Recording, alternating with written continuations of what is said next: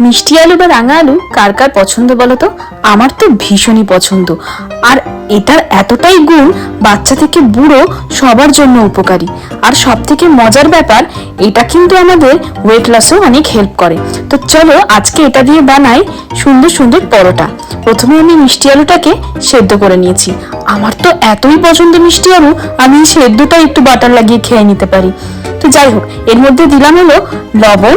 আর একটা মশলা আমি বানিয়ে রাখি, ওর মধ্যে জিরে, মৌরি আর একটু জোয়ান রোস্ট করে পাউডার বানিয়ে রাখি, ওইটাই গুঁড়ো একটু অল্পের মধ্যে দিয়ে দিলাম।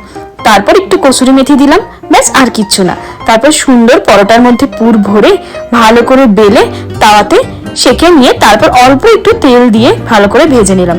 ব্যাস রেডি মিষ্টি আলুর পরোটা। আর এটা খেতে এতটাই ভালো হয়, দই বা আচার তোমার যেটা ইচ্ছা সেটা দিয়েই খেতে পারো, অসাধারণ খেতে লাগে। চলো টাটা।